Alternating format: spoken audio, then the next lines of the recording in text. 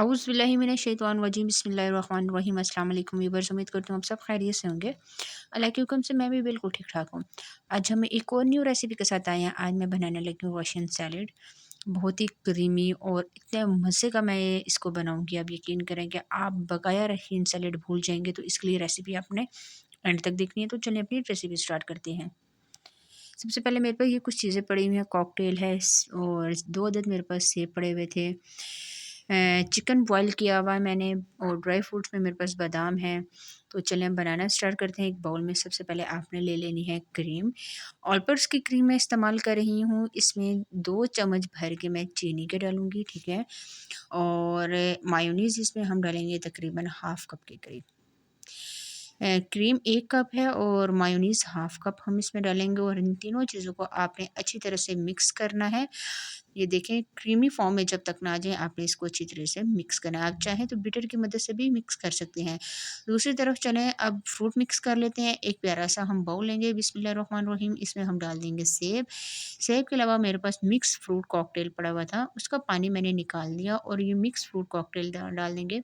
इसके अलावा chicken boneless मैंने लिया था, छोटी-छोटी इसकी बोटियाँ करके, तो मैंने इसको बॉयल कर दिया, ठीक है? ये डाल देंगे। नमक वगैरह बिल्कुल भी मैंने चिकन में नहीं ऐड किया।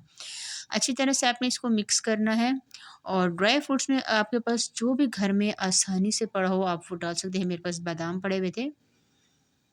बादाम ये देख सकते हैं, मैंने एक मुझसे यहाँ पे थोड़ी-सी गलती हो गई, मैंने इस तरह से बादाम साबुत डाल दिए, लेकिन मैंने ना फिर बाद में इसको थोड़ा-सा चॉप कर लिया था। आपको ये नज़र आ रहे होंगे, ठीक है? मैंने चॉप करके भी बादाम इसमें ऐड कर दिए थे। अच्छी तरह से अब आपने इसको करना है मिक्स। बहुत सारे लोग इसमें आलू, मटर, गाजर वग़ैरह डालते हैं, लेकिन हम इसमें कुछ भी नहीं ऐड कर रहे, बस सिंपल तरीके से बनाएँगे और यकीन करिए सिंपल तरीके से इतना मज़े का बनने वाला है।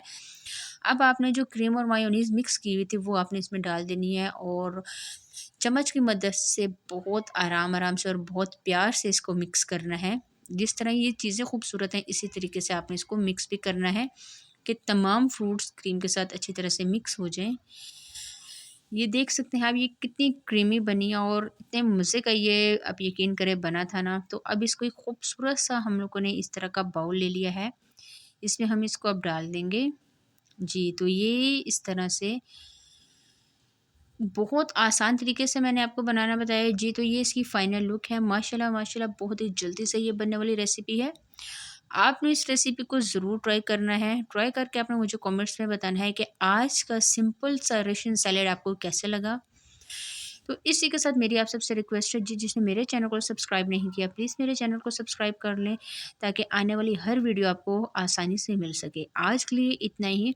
इंशाल्लाह नेक्स्ट वीडियो में मुलाकात होगी। तब तक के लिए मुझे दे दिए इजाज़त। दुआओं में याद रखिएगा। अल्लाह हाफ़िज़।